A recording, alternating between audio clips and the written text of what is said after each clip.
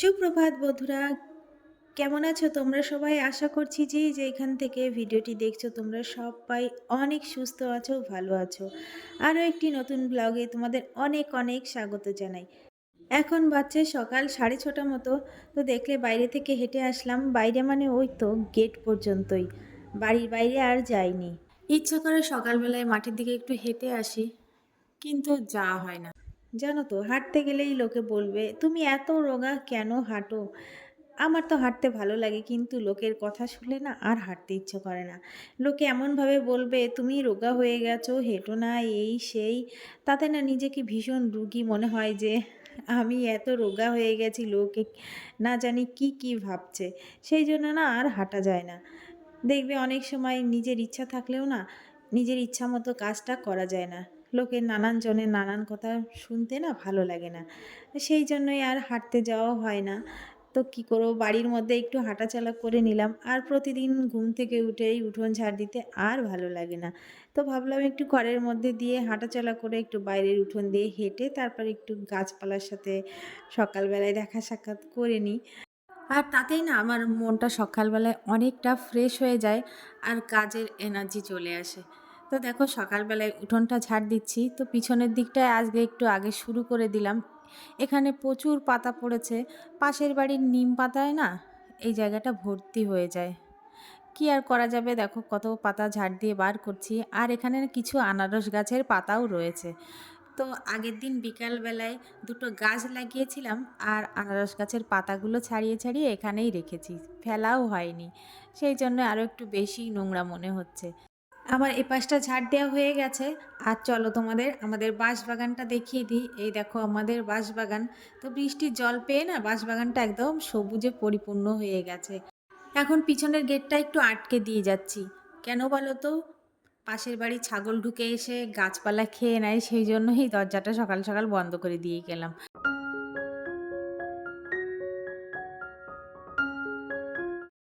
উঠোনটা ঝাড় দিয়ে দিলাম। এখন এই যে রান্নাঘরের বারান্দাটা একটু ধুয়ে দিতে হবে। তো প্রতিদিন তো মুছে দিই, আজ কুকুরে এত পরিমাণে বালি তুলেছে, কী আর করবো। শেষমেশ এক বালতি জল ঝাঁটা নিয়ে চলে এসেছি। ভালো করে ঝাড় দিয়ে না দিলে এই বালিগুলো না যাবে না। সন্ধ্যাবেলায় গেট খোলা থাকে, আর সেই সুযোগে কুকুর ঢুকে বারান্দায় শুয়েছিল। আর তাতেই না এত বালি হয়ে গেছে। তো কী আর করা যাবে, এখন বারান্দাটা ঝাড় দিয়ে দিচ্ছি। একটু পরে রোদ বেরোলে না বারান্দাটা একাই শুকিয়ে যাবে। তো আমার বারান্দাটা ঝাড় দেওয়া হয়ে গেল। আর এখন উপরে চলে যাব, আর গিয়ে ছেলেকে ডেকে দেবো, না হলে ও ঘুম থেকে উঠতে পারবে না। তো দেখো চলে এসেছি ওপরে। আর বেশ কয়েকবার ওকে ডাকতে হচ্ছে, ভেতর থেকে দরজা আটকে ঘুমিয়েছে, আর জানালাও সব বন্ধ করে ঘুমিয়েছে। আসলে আমাদের এদিকে চোরের উৎপাত আছে, আর চোরের ভয়েই ছেলে ভেতর থেকে দরজা আটকে ঘুমোয়। তো বাইরে থেকে জোরে জোরে না ডাকলে না কিছুতেই ওর ঘুম ভাঙে না। তো আজ সকালবেলায় কিছু কাচাকুচি করব, তাই জন্য একটু সার্ফ ঢেলে নিচ্ছি। আর এই দেখো ফ্যান চালানো রয়েছে, সার্ফটা ঢালতে গেছি আর সব না উড়ে চলে যাচ্ছিল। তো কি করা, আবার বন্ধ করে আসলাম। আর খুঁজে খুঁজে এমন একটা কাঁচি পেয়েছি না, একটুও ধার নেই। অনেক চেষ্টা করার পরে সার্ফের প্যাকেটটা তো কাটলাম, তাও আবার একটু বেঁধেই রয়েছে দেখো। আর আমি যখনই সার্ফ ঢালি পুরো প্যাকেটটা একবারে ঢেলে নিই। আর বারবার সার্ফ ঢালতে না ভালো লাগে না। একবারে কৌটো ভর্তি করে রাখলাম, যার যখন প্রয়োজন হবে নিয়ে নিয়ে কাচাকুচি করে নেবে।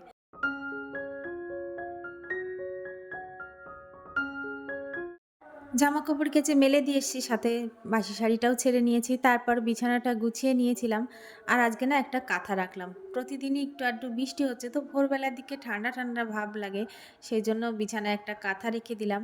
আর রান্নাঘরে এসেছি, এখন দেখো পনির বানাচ্ছি। তো আজকে পনির রান্না করব। আসলে ছেলে পনির খায় না, তো সেই জন্য না বাড়িতে বেশি একটা পনির করা হয় না। আজকে দেখো কাঁকরোল ভাজবো আর লাউ ঘন্ট করব। লাউটা সকালবেলায় একজন দিয়ে গেছে, একদম কচি লাউ। আর এই ধরনের লাউ না ঘন্ট করলে খেতে না খুব ভালো লাগে, টেস্টটা অনেকটা মিষ্টি মিষ্টি লাগে। আর প্রথমে ভেবেছিলাম যে লাউটা বড়ি দিয়ে ঘন্ট করি, কিন্তু এই দেখো এখন আবার মাসকলাইয়ের ডাল দিয়ে ঘন্ট করছি। ডালের বড়ি দিয়েও লাউ ঘন্ট করলে খুব ভালো লাগে, কিন্তু বড়িটা যেহেতু পুরনো হয়ে গেছে এখন না, সেই শীতের সময় যেমন ডালের বড়িতে স্বাদ, সেই স্বাদটা না আর থাকে না। লাউটা ভালো করে সিদ্ধ করে নিয়েছি। এখন হলুদটা দিয়ে দিলাম, আর হলুদ দিয়ে বেশ কিছুক্ষণ নাড়াচাড়া করে নেব। আর লাউটা যত ভাজা যাবে না তত খেতে স্বাদ লাগবে। এই তো নামানোর আগ দিয়ে দিলাম সামান্য পরিমাণ আটা, আর দিয়ে দিয়েছি কিছু পরিমাণ জিরের গুঁড়ো। তো আরও কিছুক্ষণ নাড়াচাড়া করে নামিয়ে নিলাম। এখানে আমার লাউ ঘন্টটা হয়ে গেছে। এখন পনিরটা রান্না করে নেব। প্রথমে তেলের উপর দিয়ে দিলাম সামান্য পরিমাণ হলুদ, আর তার আগে না আমি একটু লবণও দিয়ে দিয়েছিলাম। আর এখন পনিরগুলো ভেজে নামিয়ে নিয়েছি। তো কালারটা দেখো খুব সুন্দর এসেছে। আরও যদি তেলের মধ্যে একটু কাশ্মীরি লঙ্কার গুঁড়ো দেওয়া যেত না, তাহলে কালারটা আরও সুন্দর আসতো। তো দেখো এখন আমি জল দিয়ে ধুয়ে নিলাম পনিরগুলো, তাতে পনিরগুলো না খুব সুন্দর সফট হয়ে যাবে। এখন পনিরটা রান্না করে নেব। আর তেলের মধ্যে দিয়ে দিলাম জিরে, তেজপাতা, আর এখানে কিছু বাটা মশলা রয়েছে, আদা বাটা, জিরে বাটা। তো কিছুক্ষণ কষিয়ে নিয়েছি। এখন আলুগুলো দিয়ে আরও কিছুক্ষণ কষিয়ে নিলাম। আর আলুগুলো আমি আগে ভেজে তুলে রেখেছিলাম। তারপর পরিমাণ মতো ঝোল দিয়ে দেখো এখন আলুগুলো গলে এসেছে, পনিরগুলো দিয়ে দিলাম। আর নামানোর আগে দিয়ে দিচ্ছি গরম মশলা। তো রান্নার পরে পনিরটা কিন্তু খেতে খুব সুন্দর হয়েছিল। আর এই দেখো আজকে রান্নাবান্নায় রয়েছে কাঁকরোল ভাজা, পনির আর লাউ ঘন্ট।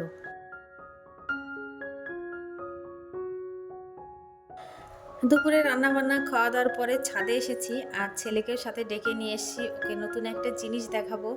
তো ওকে বলেছি, তুই দূর থেকে বৃষ্টি ধেয়ে আসা দেখেছিস? বলছে না, কোনোদিনও দেখিনি। তাই জন্য ওকে ছাদে ডেকে নিয়ে এসেছি। আর দূরে দেখো চারপাশটা কেমন ধোঁয়াশা হয়ে গেছে। আসলে ওটা বৃষ্টির জন্যই হয়েছে। আর ওই বৃষ্টিগুলোর শো শো আওয়াজ করে না আস্তে আস্তে আমাদের বাড়ির দিকে এগিয়ে আসছে। তো এই জিনিসটাই ওকে দেখালাম আজকে। তো কোনোদিনও আগে দেখেনি। আর বৃষ্টিটা ভীষণ আওয়াজ করে আমাদের দিকে চলে আসছিল। আর দেখো কেমন ঝমঝমিয়ে বৃষ্টি শুরু হয়ে গেছে। আর আজকে যেমন জোরে বৃষ্টি হচ্ছে না, এর আগে এরকম বৃষ্টি এই বছরটায় অন্তত হয়নি। আর ঘুঘু পাখিটা বসে বসে দেখো ভিজছে। অনেকদিন পরে না এই বৃষ্টিটা শান্তি নিয়ে আসলো। এমন গরম পড়েছিল কি বলবো। বৃষ্টিটাতে যেন চারপাশটা একদম ঠান্ডা হয়ে গেছে। আর বৃষ্টির ছাট দেখো আমাদের ব্যালকনি পেরিয়ে না ঘরের মধ্যে চলে আসছিল। সামান্য বৃষ্টি যখন কমলো, তারপর আইস গেছিল এই যে আমাদের মেন গেটটার সামনে জল জমে গেছে, তা ড্রেনটা একটু পরিষ্কার করে দিয়ে আসলো। আর ঘুঘু পাখিটা দেখো বন্ধুরা এখনও কিন্তু ভিজছে। তারপর বন্ধুরা এখন বিকালবেলা, আর আজকে বুধবার আমাদের এইখানে হাট। তো বিকালবেলা মাছ নিয়ে এসেছে। মাছগুলো আমি বাজারে ব্যাগ থেকে বের করে দিয়েছি। তো শাশুড়ি মা এদিকে মাছ বানাতে গেল, আর আমি এই বিকালের কাজকর্ম, এই যে উঠোন ঝাড় দিলাম, তারপর বাজারের ব্যাগটা নামিয়ে নিচ্ছি। আর আম এনেছে এত শক্ত, এই আমগুলো পাকতে না এখনও 2 দিন লাগবে। সেই জন্য ঝুড়ি করে বাইরে রেখে দিচ্ছি। আর আজকে বাজার না গেলেও হতো, সমস্ত সবজি রয়েছে। তাও এই যে আম কিনতে গিয়ে কিছু আলু আর লঙ্কা আর এই মিষ্টি কুমড়ো কিনে নিয়ে এসেছে। ওদিকে বাজারের ব্যাগটা নামিয়ে রেখে চলে এসেছি। আর যেহেতু বৃষ্টি হচ্ছে, গাছপালা লাগানোর সুযোগ ছাড়া যায়। তো দেখো বেশ কিছু বীজ নিয়ে বসে পড়েছি এখানে। এখানে কিছু শীতের সবজি করার বীজ রয়েছে, আবার এখন লাগাবো কিছু বীজ।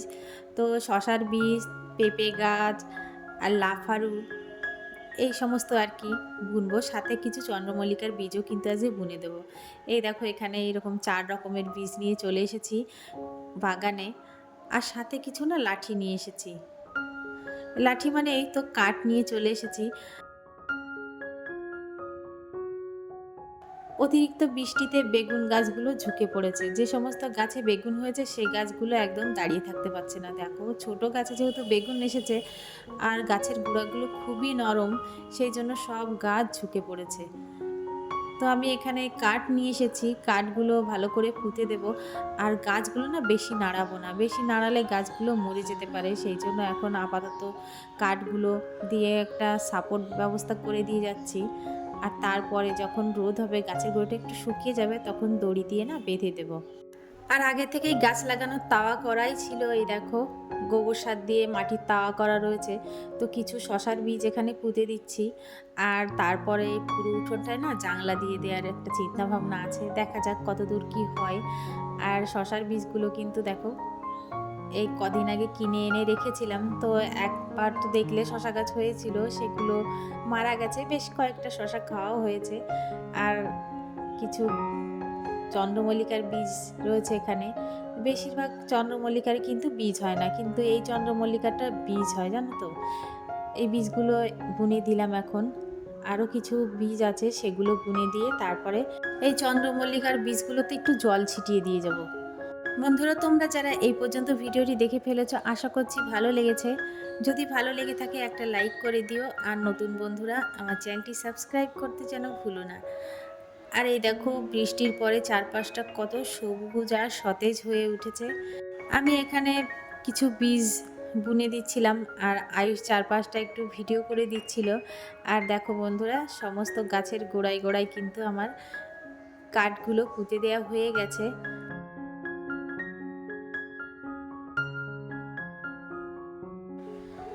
আর এখন আনারস বানাতে বসেছি।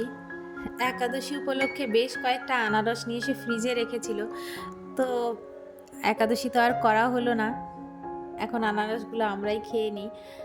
দেখো, আনারস বানাতে বসেছি। আর আনারস বানানো কিন্তু খুব ঝামেলার কাজ।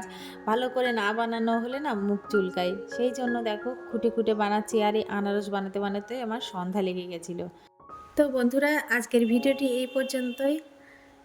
দেখা হবে পরবর্তী কোনো ভ্লগে। ততক্ষণের জন্য সবাই সুস্থ থেকো, ভালো থেকো। টাটা।